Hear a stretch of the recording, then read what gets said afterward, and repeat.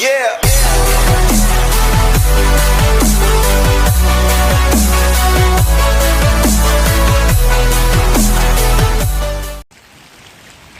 So, came out for a walk because, well, in the rain especially, because I needed to clear my head and realise a few things, find a few things out, and try and get some motivation from somewhere.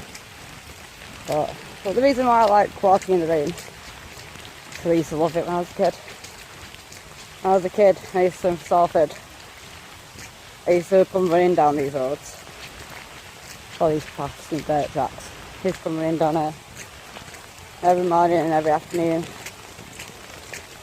and it was at one time where there was sort of peace, no technology, no nothing, just peace. No parents, no brother. So I've been trying to push myself to go out of the house more, and I'm going to try and encourage myself to come out every day, at least get out of the house once a day. Even if it was only for a walk from one town to the next. Obviously small towns, not big towns. I've got bone problems, couldn't walk that far. But both get out of the house, go shop, get a fucking Freddo or something and put it in a bowl ready for Halloween. I don't know. Speaking of, I wasn't actually planning on talking about Halloween, but I will do, because I've just touched on it. That is pure bliss. And yeah, it's raining, but you can hear it. But yeah, Halloween. I used to love Halloween. Absolutely used to love it. It used to be the best time of the year for me and my kids. Absolutely proper cherished Halloween. This year, I'm not looking forward to it as much, because since the kids got taken and I would march through the estate,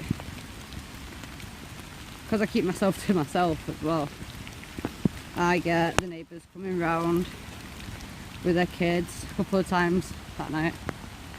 I get egged every year as well, whether I'm there, whether I'm not, whether I'm giving sweets out, whether I'm not even there to give sweets out. But yeah, this year it's going to be torture, because I'm more awake this year than I was last year. Too much happening.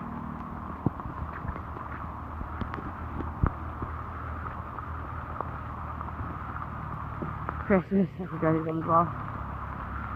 But Halloween comes first, unfortunately, and then bonfire night, and Boxing Day, Christmas Eve, Christmas, New Year's, Easter, all one after the other, after the other, after the other.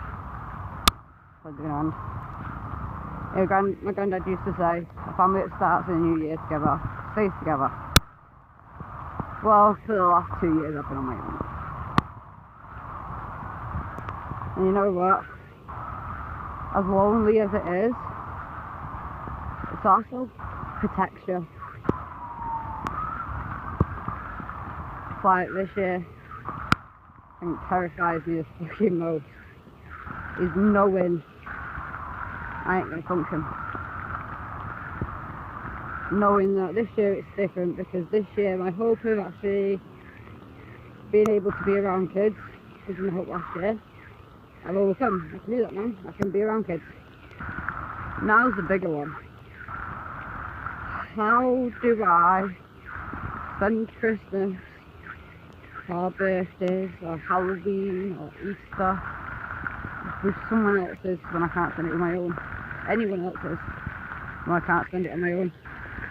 I've been invited to kids' birthday parties to turn up to be left in the room, and I was kind of bribed to go down there, kind of bribed to go to the birthday, and told that I had to put the child first, and obviously, which is always the case, always put children first.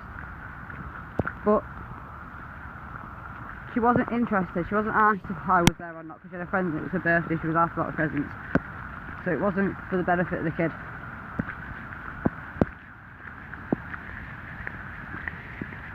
And that broke me. that killed me, because it would have, the weekend, my daughter would have been a year younger than that girl,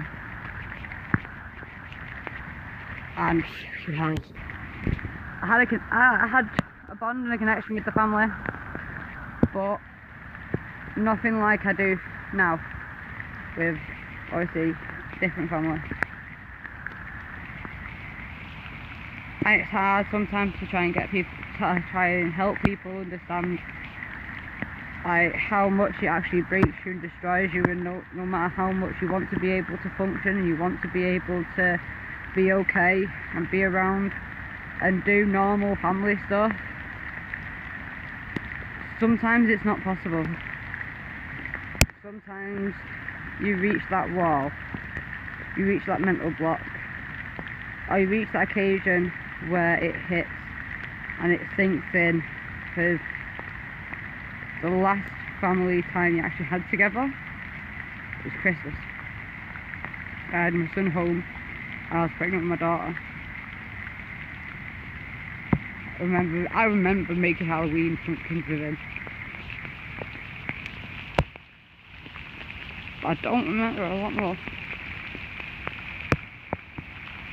I mean, I do and I don't. I remember everything that happened, but I can't remember what it feels like to be that happy. I can't remember what it feels like to have my own. And I don't know if this is forever or if this is just now.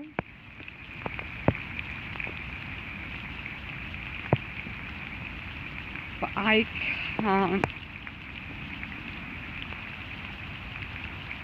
can't cope. And what it is I can't cope with, I don't know who managed to put two and two together yet. I can't cope with not being a mum. And every time I'm in a position where I've got to be a mum, I've got to think like a mum. Every time I'm in a position where someone needs advice or guidance or wants my help, or not so much wants my help, more if they want someone to parent them and they need a parent, they need guidance. Where it's like getting put in a position where you love the feeling that you're in that position. Like the feeling when you're there and when you're with those people is absolutely phenomenal. It's love. It's affection. But it's also a torment and a torture, because I had that. I don't know where it's gone. I don't know how to get it back. But I know right now the position I'm in,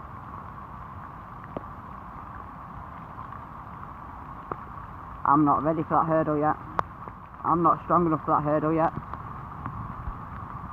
I don't know if the time will ever come where I'm ready to do that, to go over that hurdle, where I'm ready to actually get over my fear, or the trauma, should I say. It's not really fear, it's more trauma, get over the trauma of what's happened. I'm never going to be able to move on from my kids. That's just not possible. I don't think anyone can move on from the kids. But I also can't replace them. And I don't know if any of the other mums will feel this way, but chasing that motherhood that you used to have, it's killing me. And I'm not that person anymore. I've evolved, yeah, but they're still my babies. I'm still their mum. It's still my job to protect them and to keep them out of harm's way, and I still want to do that. I didn't want to do that. It's always been my goal, to be there for my kids, to be a mum for my kids, and to raise them. I really, really, really hope that you all understand, or maybe even feeling it yourself, or been through it yourself, should I say.